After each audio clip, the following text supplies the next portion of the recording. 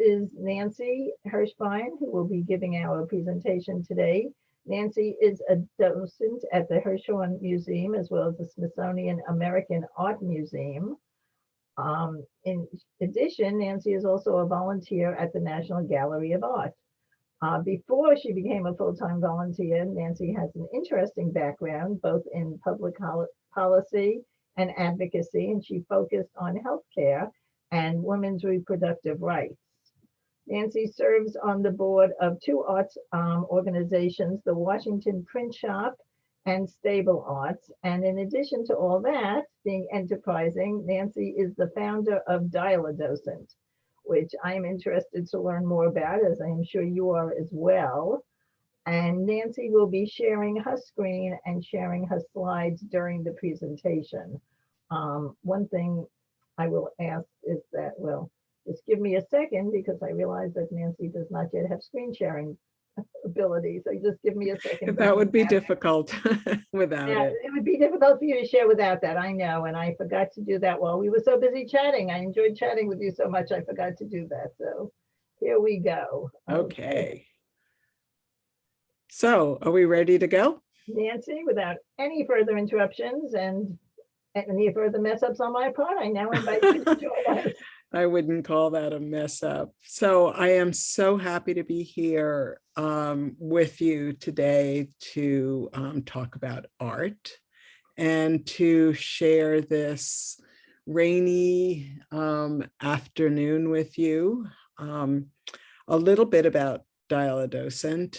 I started that little group after the pandemic and the museums closed down just about a year ago, a year and 2 weeks.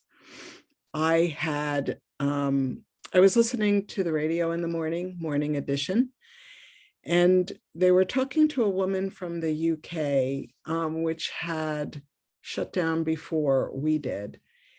And this woman was talking about how she felt people still wanted to talk about art.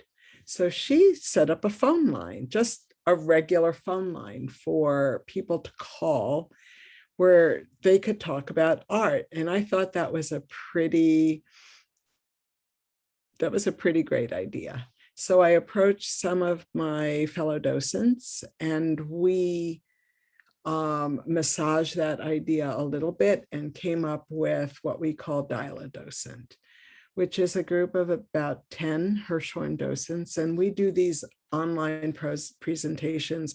We've done a lot for the various villages around the DC area. The Hirshhorn Museum does know that we're doing this and they're proud and excited about it. And if you were to contact the museum and say, I'd like a virtual experience, they would refer you to us. Being a Smithsonian, the Hirshhorn has this problem of red tape, and we don't. We're just volunteers, so we were able to get it up and running pretty quickly. So today, I'm doing a presentation called Contested Histories. It's one that I used to do in the galleries in person.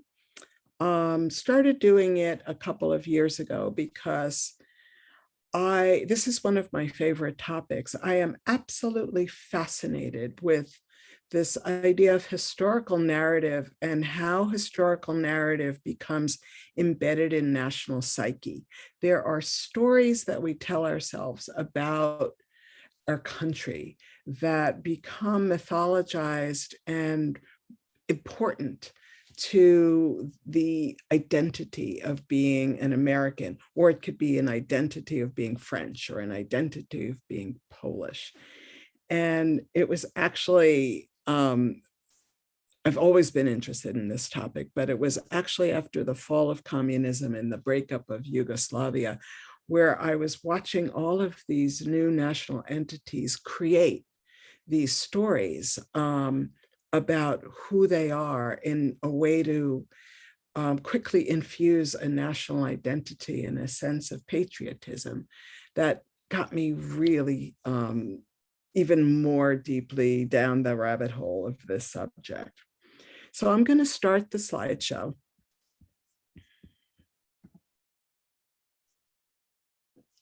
And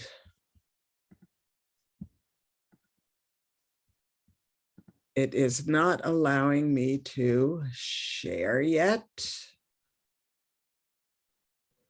Okay, I made you a co-host. That should let you share. Let me make you the host and see if that works. Well, okay, let's try. nope, it's going to work now. Okay. So, do you see my screen? Yes, we can. Thank you. Okay.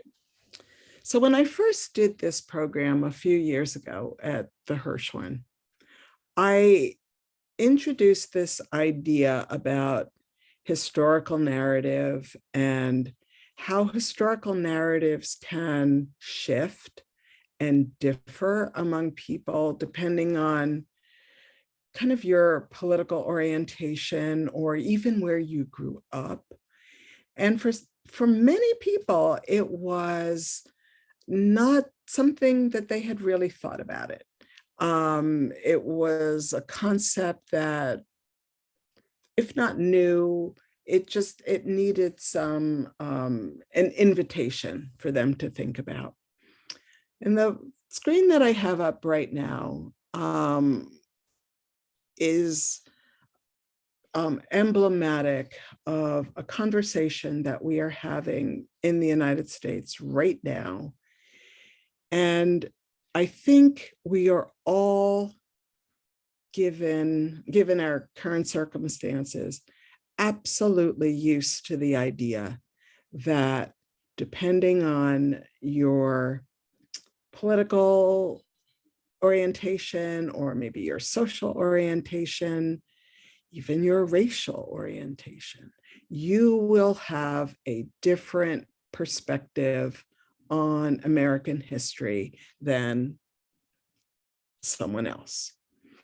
Up on the screen right now are cover images from two dueling American historical narratives.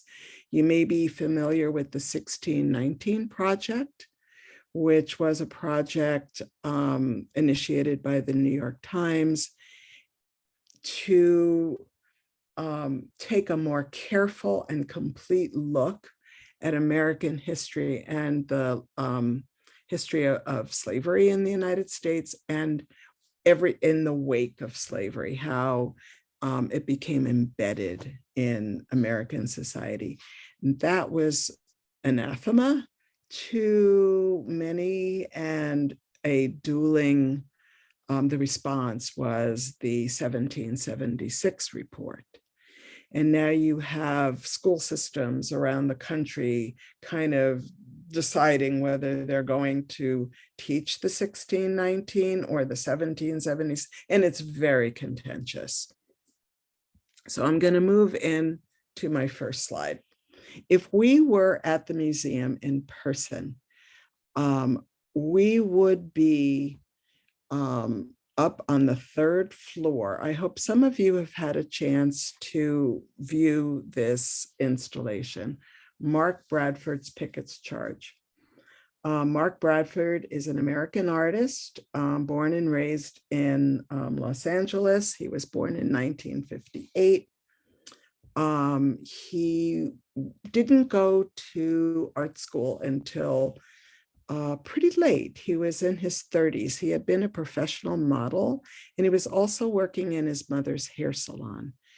And some folks saw that he had talent and suggested he go to art school, and he was admitted to CalArts, which is one of the top art schools in the country.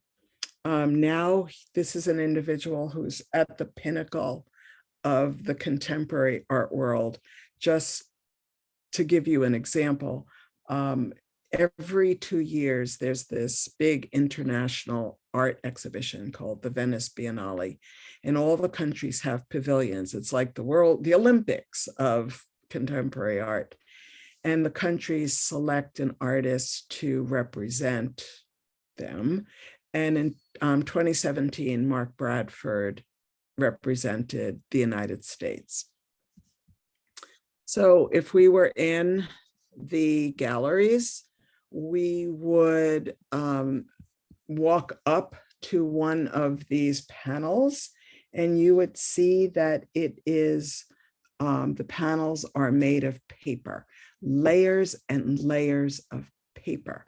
There are 8 panels, each with looking very different, each with a different title. They are all 12 feet high. This work is enormous because it goes around 360 degrees, the whole floor. It is 440 linear feet long. The panels weigh between 400 and 800 pounds each. That's a lot of paper. And so what is it that we're looking at? The images that you see are layers of contemporary paper, and you may see the image is a little blurry, but you may see some hints of what look like people. And that is indeed the case. When Mark Bradford was commissioned to create this work for the Hirshhorn, he learned about the Gettysburg cyclorama. I don't know if any of you have been to Gettysburg, but there is a painting at Gettysburg that was painted in 1883, and it looks like this. It's round, just like the Hirshhorn work. It is a painting of a specific battle at Gettysburg. It was the last of the 3rd day of Gettysburg. The battle is called Pickets Charge. And Mark Bradford started learning about the Gettysburg cyclorama and about Pickets Charge, and he decided to incorporate images from the Gettysburg cyclorama into his work for the Hirshhorn. So when you look at the layers of the Hirshhorn work, you're going to see little bits of people and horses and wagons embedded in the paper, such as here. This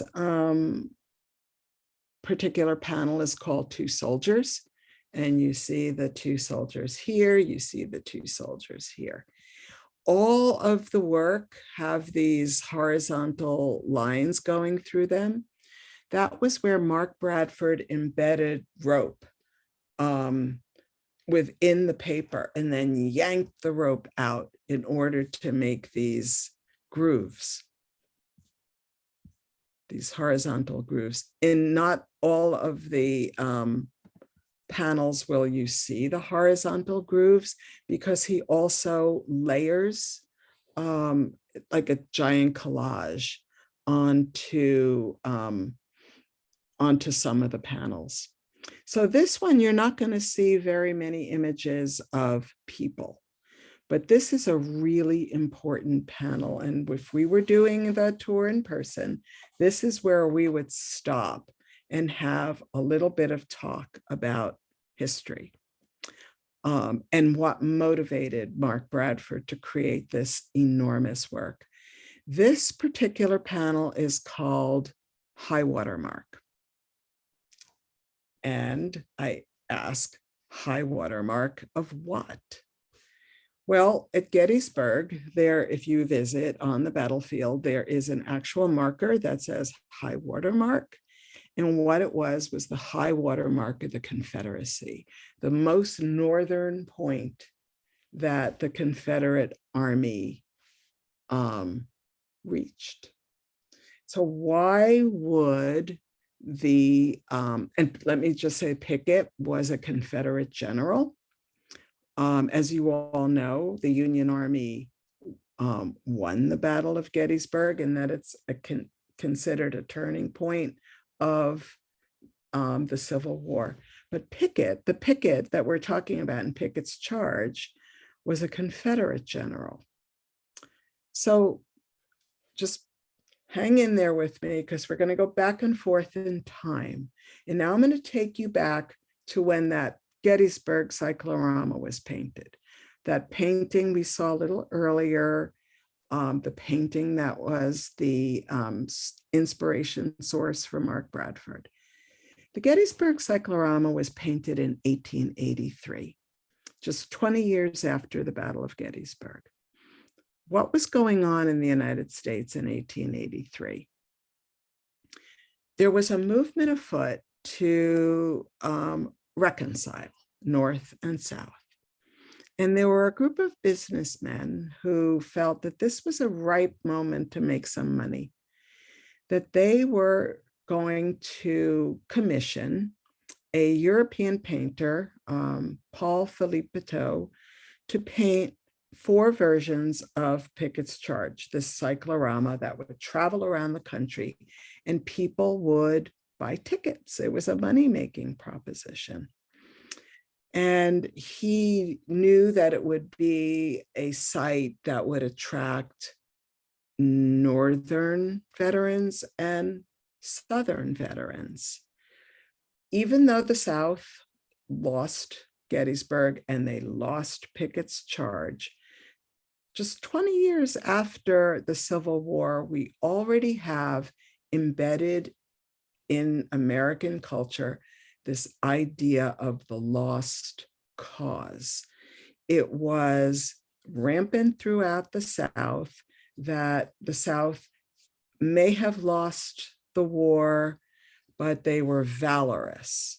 And Northern soldiers could reconcile with their Southern brethren and salute their bravery. So what you see on the left is an example of the kind of promotional material that was used to advertise the cyclorama. And you could see just what I was talking about, the Union soldier, the Confederate soldier, and the intertwining of the 2 flags. And on the right, you see a reunion at Gettysburg 50 years later. This was 1913. So Mark Bradford saw material like this, and he started thinking about this concept of reunion and reconciliation. And you don't have to dig too much deeper to ask yourself the question, who's not included at the table? Who's not part of this reconciliatory process? The formerly enslaved being the biggest one. What is going on in the United States in 1883 politically? You know that right after the Civil War, we had a period called Reconstruction. It was basically undermined, the losing just kind of the political support for it. And it was just almost like a 180-degree turnaround from Reconstruction to what we got instead. In 1883, you had a series of Supreme Court cases that overturned much of the Reconstruction civil rights legislation. You had the beginnings of Jim Crow. You had the Klan. You had the political terror in the South and the North as well. So this idea of reconciliation that did not include all of American citizens was the spark that got Mark Bradford thinking about the shifting nature of history, like who you are, your experience, what you've been through, shapes how you think about these historical narratives. So I wanted to show you this. This is an engraving of Pickets Charge. You would have, if you were going around Southern homes, you would have seen this in many of the homes in the South, just because of what we were talking about earlier, that Pickets Charge got this mythic aura around it as the heroicism of the South. And those in the North adopted it too.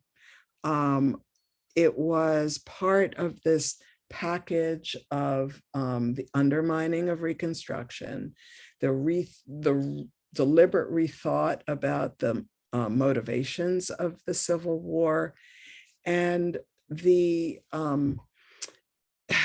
embracing of some of the really negative imagery and language of the anti-Reconstruction movement, not just in the South, but also in the North. I wanted to show you this because this and the next, I believe, are details from the Gettysburg cyclorama. There are actually Black people depicted in the cyclorama. There weren't Black troops at Gettysburg, but there is a story about what happened at Gettysburg that not a lot of people know and that I enjoy sharing.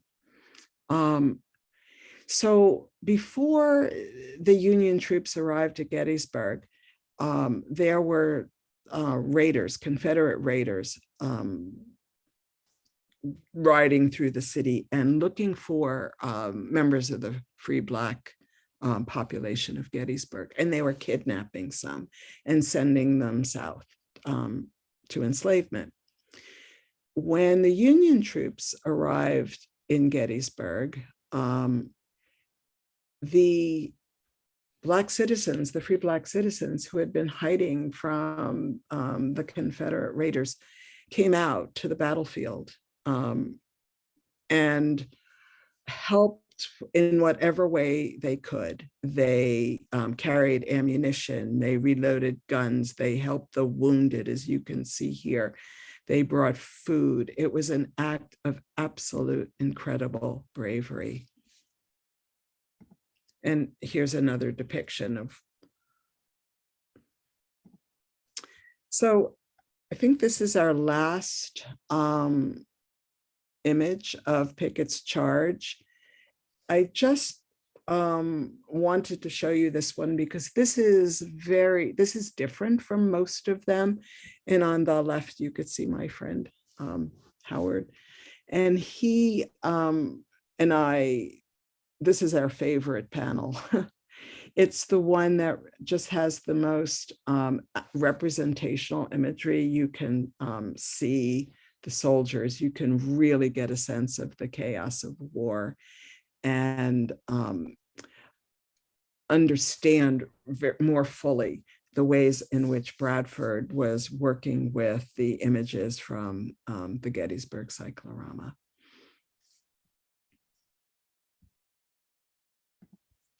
So I'm moving quickly to our next artist, who is Titus Kaphar. Titus Kaphar is a young artist.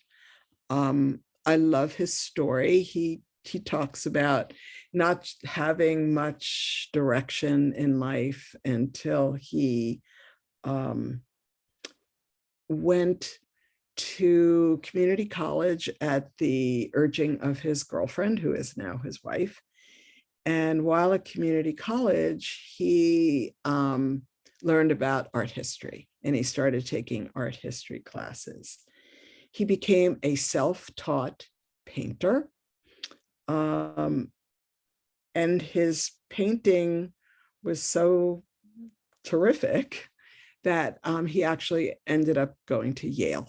And he got his master's in fine arts from Yale.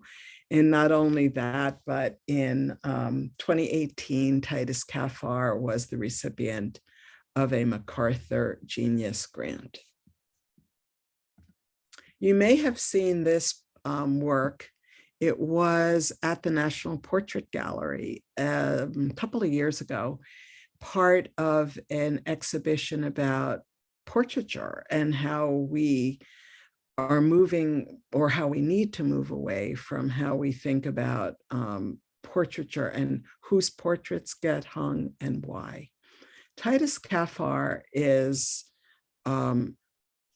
just deeply immersed in American history and deconstructing American history. This work, Behind the Myth of Benevolence, you can see Titus Kaphar, the way that he typically or often creates a work, is he painted the portrait of Thomas Jefferson that's on the canvas in the front in a very, recognizably 18th century manner.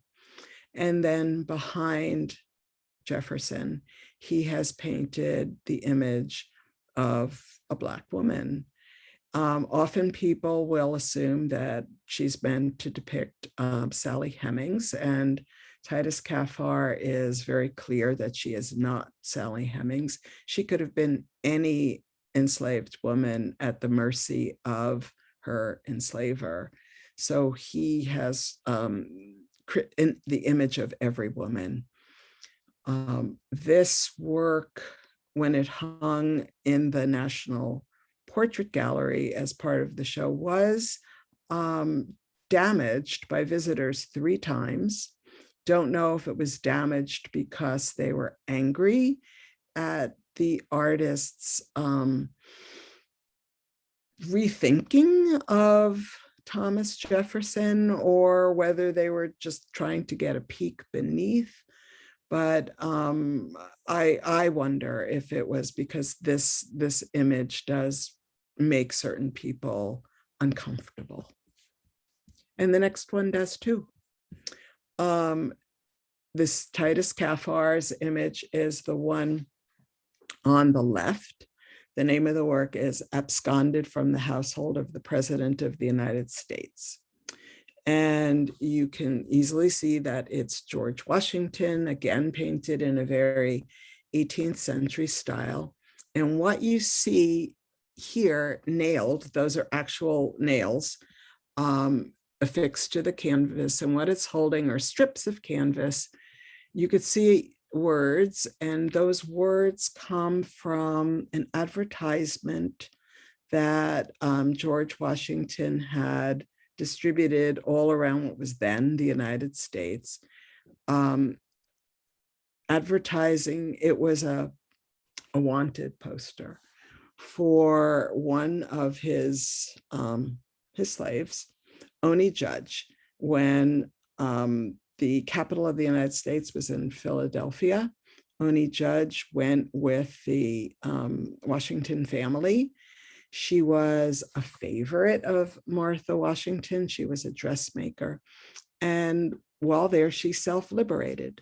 She got on a boat and went to New Hampshire. And this enraged George Washington. And he was bound and determined to get her back. He never did, but the advertisement was in newspapers all across the country, as well as, physical flyers all around advertising for Oni Judge. When I first saw this work, I was very puzzled. I wanted to know what this mountain was, and I just did some deduction. I mean, doing my research, Oni Judge escaped to New Hampshire. So I was looking for images of Mount Washington in New Hampshire and found this one on the right. So I think Titus Kaphar is having some fun with us, Mount Washington. He's thinking about these icons and these names and how we valorize our founding fathers in more ways than one here. And Titus Kaphar, he's very interesting. If you can go onto YouTube, put in his name, see his TED Talk, see many of his other talks, and he's just very thoughtful about how we think about American history. He's not necessarily a proponent of changing the names of states, places, mountains, but he does want us to think about who we've chosen to memorialize and give whose names are on monuments and mountains and states.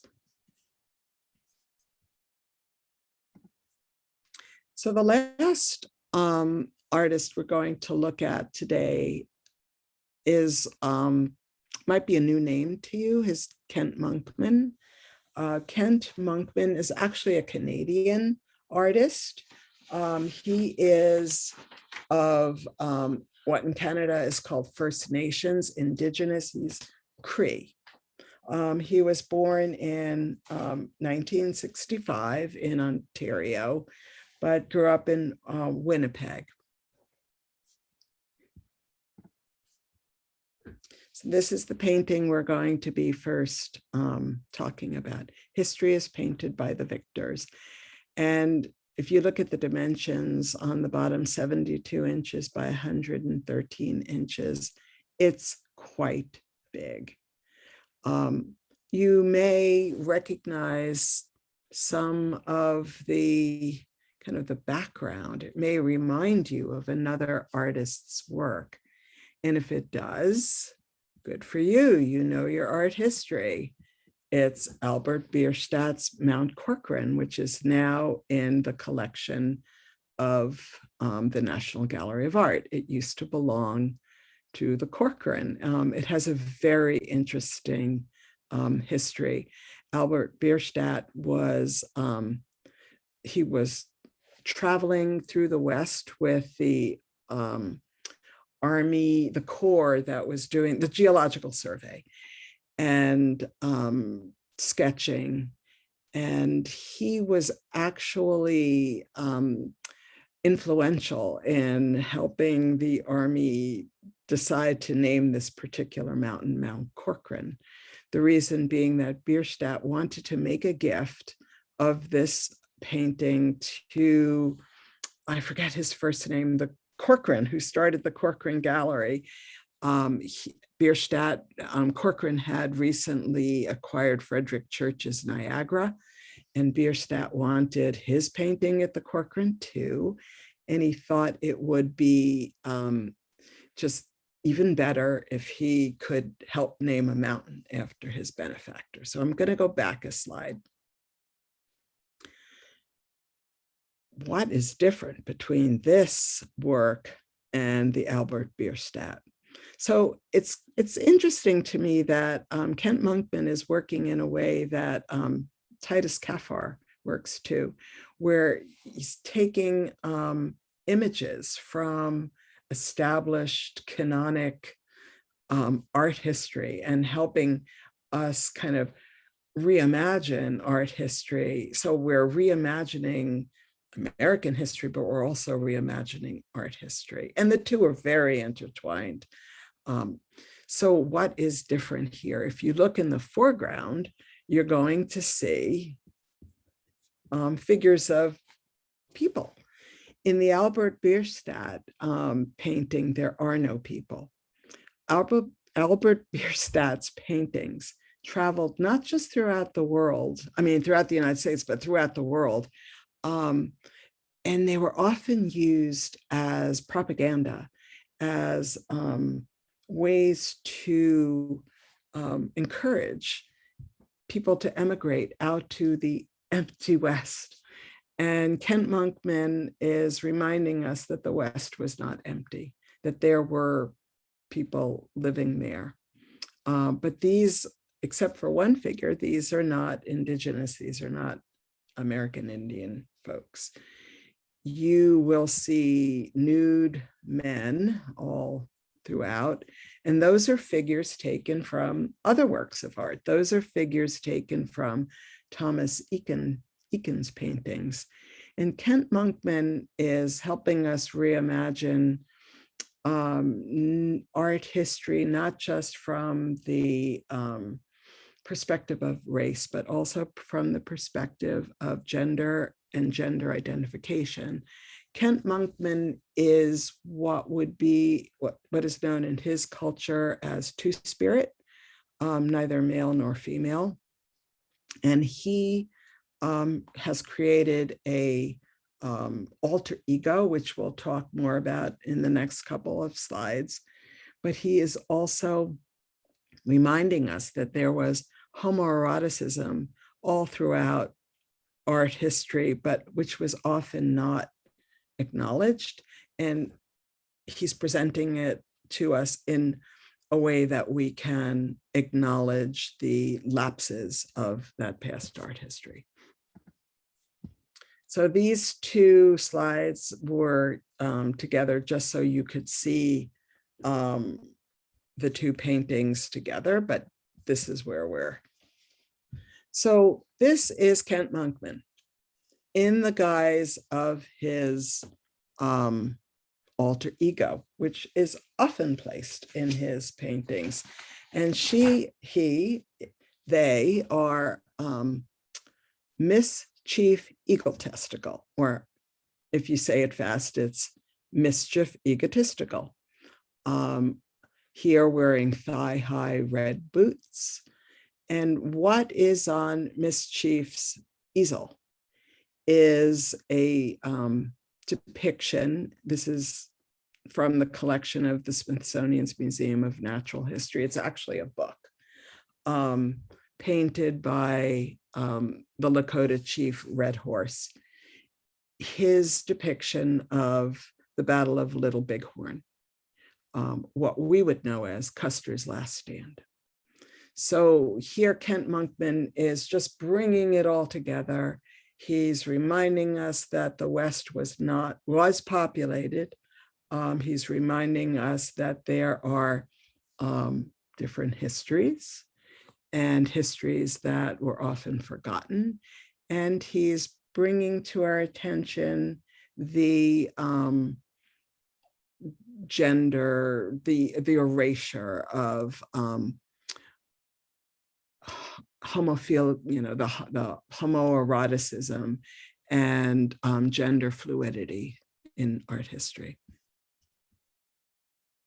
So my last image is another Kent Monkman. You can see him again as his alter ego. And I wanted to include this work just to give you a sense of Kent Monkman's place in the art world right now. This work, Resurgence of the People, is pretty new. You could see it's 2019, and it's huge. It was part of a 2-work commission. Maybe you've seen it. It was commissioned by the Metropolitan Museum of Art. And I think it's important to share this so you could just get a sense of how Kent Monkman is seen right now in the art world, that he really is quite important. This work may remind you of another Kent Monkman, again, using references from art history. If you think about the work, Washington Crossing the Delaware, which is in the collection of the Metropolitan Museum of Art. And you also have references to the Raft of the Medusa. You see a figure here of someone who might be close to drowning, who's being rescued. And off here in the distance, who's not being rescued, are militarized gentlemen off on their own little rock. So I have moved pretty quickly, way faster than I'm used to doing, in order to present a lot of material in a period of time that will leave us time for conversation. So that is the end of my slideshow. So I can stop screen sharing and we can start our conversation, or I could keep the slides up. If someone has a question about a particular image, we could do it that way and I can go back to it. So maybe it'll be good if I kept the images up. So how do folks just— I think, Nancy, I think it might be best, actually, if you stop screen sharing, just so that we can see if people have questions. Let me go to gallery view and ask, I think, looks like Emily has our first question. Emily, is this correct? Yes. Nancy, first I want to thank you for a fascinating and thought-provoking presentation. And I'm wondering, I have a couple of questions. First, I'm wondering if you see this reinterpretation of history as a coming trend, if you see more of it in recent years in art. And if so, if you think those artists who are creating this kind of art expect a change in thinking about history, or whether they simply want to present an alternative view for people to consider. I definitely see this as persisting. I mean, there are so many artists right now working in this vein. It was a challenge for me to figure out how to narrow it down to 3. And, you know, artists want you to think about their work. And I'm sure that there are some artists who want to change your thinking, but at the core, they want to stimulate a thoughtful response to their work. And every artist that I've had a chance to speak to they don't think of themselves as propagandists. I mean, I have had a chance to talk to Mark Bradford about Pickets Charge, and he's an amazingly lovely guy, by the way. And he doesn't think of himself as a propagandist, neither does Titus Kaphar. They are thoughtful individuals who are having a conversation with you. And they're not here in person, but their work is. So their work is speaking for them. Very interesting. Let me just. Someone has a raised hand. That's Diana. Hi. Thank you, Hi, Diana. Oh, hi. I'll start the video. Thank you. I don't look very good. I've been in the garden. Thank you so much for this presentation. I really, really learned a lot from it. And I'd like to first of all know when we can do an in-person discussion with you, because I would love to go around with you. Really good. Wouldn't we all? So let me just share that when I do Pickets Charge in person, Pickets Charge alone is 1 hour. Yeah. There's so much to say about that work that we just scratched the surface. Well, and seeing the exhibit in at Gettysburg, is it called a diorama? Is it Cyclorama? Cyclorama. That was absolutely amazing. If people haven't done that, it's definitely worth a road trip. I wanted to ask you, in terms of these sort of newer artists, newer interpretations, do you see that there are some significant female artists as well as male artists? Or yes, yeah, absolutely. And again, you know, it was a real challenge to pick 3 artists today, but there are so many amazing women artists working right now, and some of them working with this theme of historical reimagining. Thank you. Thank you. In fact, the Venice Biennale skipped a year because of the pandemic, and it would have been 2021, but the next is 2022. And the artist who's representing the United States, her name is Simone Lee, and she doesn't reimagine history in quite the image-centered way that we've been looking at today. Her work is sculptural for the most part, but she is definitely thinking about an alternative history, an alternative American historical narrative. Thank you so much. Thank you. That's interesting. Joyce, did I see that you wanted to ask a question? You're muted.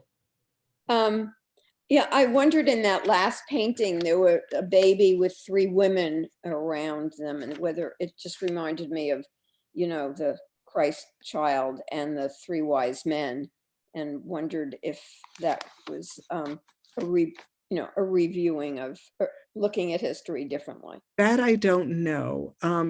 When and if we ever get back up to the Met, They do have a list of all of the paintings that Monkman has referenced. Hmm, Maybe it's online. thank you. Yeah. This was wonderful. Thank you so much. Thank you. It was my pleasure. I hope you could tell I love this topic. Well, you're so clear, and your presentation in all ways was wonderful. Thank you. Hans, did you have a question? Yes, I do. Thank you. Thanks, first of all, for a very interesting talk, something that is dear to my heart, the topic of history and how and well in literature, paintings as well as literature. He's And breaking this up. rethinking, is this a uniquely American phenomenon? Oh, no. Is this a uniquely American phenomenon? No. Where else would you see this? Well, one of the, I cannot name a European artist that is working in this vein, but there are African artists who are working in this vein, who are wanting us to reimagine a past that is not dominated by the colonial narrative. Mhm.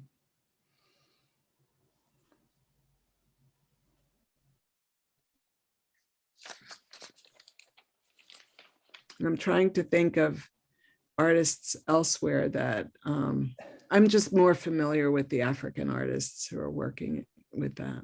Are there any names of African artists that you want to share with the group?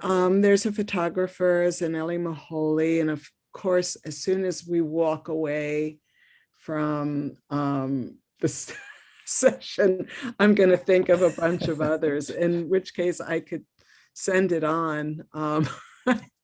I'm having a brain freeze. I'm That's sorry. okay. It's not a pop quiz, honestly. Thank you very much anyway. Sarah, did you have your question? Was that a hand I saw up? And you're muted if you do. There you go. Yes, thank you very much. I really enjoyed this and I learned a lot. When is you know when the Hirshhorn is going to open? I wish. The sculpture garden is open. Right. The museum, we have no idea. We are up, it's totally up to the Secretary Bunch and his staff. We don't know. We ask every day. We don't The reason know. I ask is that if we wanted to go and ask you as a docent, what are the logistics of it? Because The logistics, I presume, will be the same as they were before we closed. There's a place on the website where you can request a tour, and you can request a particular docent. okay. Thank you. I have some reading material to recommend to you. I don't know if you want me to just tell you what it is or put it in the chat. I think you can just tell us what it is. Okay. There's a really interesting book, that image we looked at of George Washington and his I'm self-emancipation. sorry, Nancy, there's also been a request for you to put it in the chat. Could we do Okay. both?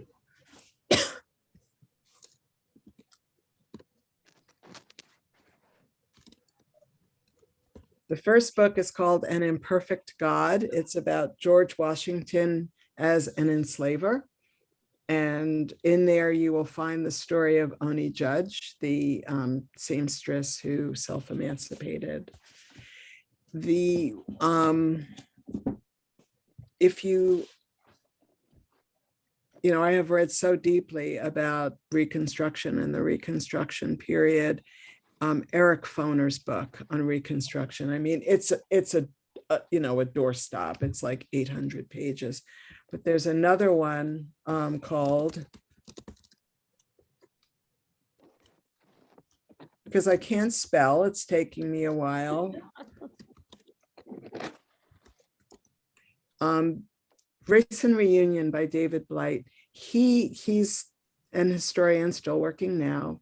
And he really is one of the foremost scholars on this notion about the South actually having won the Civil War in some respects.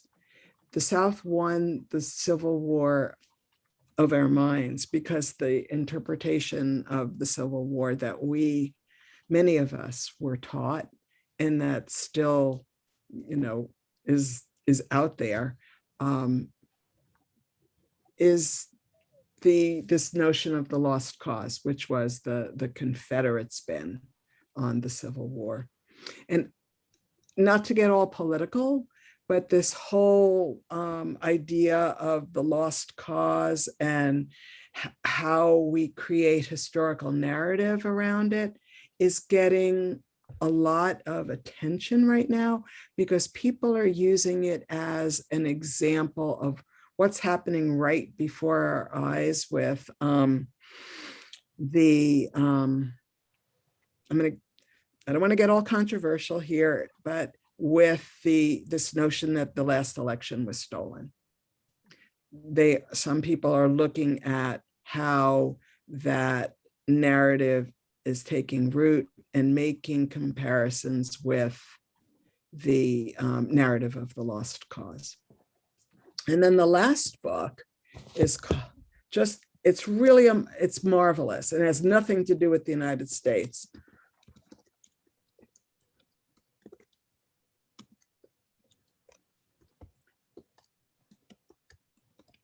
The Reconstruction of Nations by Timothy Snyder. You may be familiar with Tim Snyder's work. And it's a book where he is looking at the formation of historical narrative in Eastern Europe from the 1700s to the year 2000, and how these historical narratives played out in the formation of Eastern European countries after the fall of communism and after the breakup of Yugoslavia. It's really fascinating. Oh, the author of An Imperfect God is Henry. Oh, I misspelled it. Winsick. That's great. Thank you very much. I have one more question for you. Diana, I think you had one more question.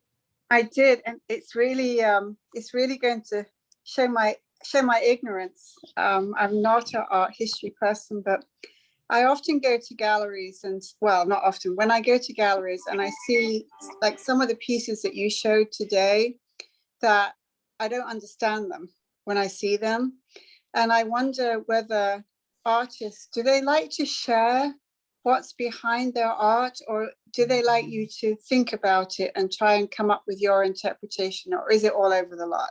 Thank you. That is a great question. And the short answer is it's all over the lot. Okay. Yeah. I think, do you ever go to a museum and see a lot of works called untitled? Yeah. Untitled. Often artists will do that on purpose because they don't want to plant an idea in your head about what the work is, quote unquote, about.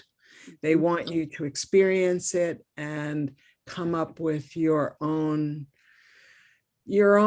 sense of what it's about for you. But on the other hand, you have works like Pickets Charge, Titus Kaphar. They are very eager to share their thoughts with you about their influences, and have made themselves quite available. I mean, I can't remember when it was, but it was right before the pandemic. Mark Bradford, Pickets Charge artist, was the feature of a really long interview on 60 Minutes. And you could go to the CBS website and look at that. There's a lot of Mark Bradford's work at Baltimore Museum of Art, and they have a lot of material he did an unbelievably informative interview with the Archives of American Art, which if you've never explored, it's part of the Smithsonian, and you can log in and see these oral history. Now they do video. In the past, they were just oral. And he did a very long interview for the archives and reveals a lot about himself and a lot about how he thinks about his work. So he's an example of someone who wants to share. Thank you so much. Thank you. Thank you. This was really excellent. Joyce, you had another question as well. You're muted. It's not a question. I just want to say that I've done that. What you were talking about in the beginning about Gettysburg? No. Before you just about you starting the curator or where you can dial a docent, DialADocent. Yes. And it was great. And I want to recommend that. It was wonderful, the DialADocent. Thank you. Well, thank you. We have a website. DialADocent.com, and anyone can contact us. Either we do one-on-ones or small group. We are so happy to talk about art. That's wonderful. And it's such a great idea, particularly during the pandemic and moving forward. Well, it's definitely yeah. advantages. Absolutely. We hope to continue this even when we're back doing things in person. We're all zoomed out, we are, but there's something to be said for being able to sit in the comfort of your own home, not to have to go out on a rainy day, to be with friends virtually and talk about art. We're not in a public place. You don't have to get all dressed up. So it does have its advantages. Absolutely. The reminder I sent out for this program referenced the fact it was a rainy day and who wants to go out. So there you go. So I want to thank you. This was really fabulous. Thank you so very much for your Thank you time all. and It's such a pleasure to spend time with you all. Great questions. I love your enthusiasm, and I do hope to see you again, either virtually or in person. Absolutely. Thank you very much. And Carol, our program chairs who set all this up, and invite everybody. Our next Cocktails, COVID and Community program, note the tweak in name, we are going to continue, is going to be on April 7th. And Joe Sternleib from the Georgetown BID, the Business Improvement District, will be speaking to us about Georgetown moving forward. And as you know, when you drive around, I noticed, I was driving around yesterday, there's some new places opening up. There's some new retail coming in. There's still some empty storefronts. I mean, the painted plywood is better than just empty glass, but it's not the most attractive look that you want for Georgetown. So I'm sure Joe has a lot of ideas and a lot of plans. And I invite you to join us and hear what they are and hear how Georgetown will be moving forward. And then after that, on April 21st, we have Megan Wallace, who's a lawyer, speaking to us about wills, trusts, and estates. So it's always a good idea to make sure yours is current, see if there's been any changes in the law. And if you have any questions, this is an opportunity. And all of these will be virtual moving forward until we're all vaccinated and get the all clear sign. So again, Nancy, thank you so very much. And thank you all for joining us. It's great to see you all. Thank you. Thank you, Nancy. Thank you. Thank you. Bye-bye. Bye-bye. Thanks. This is wonderful.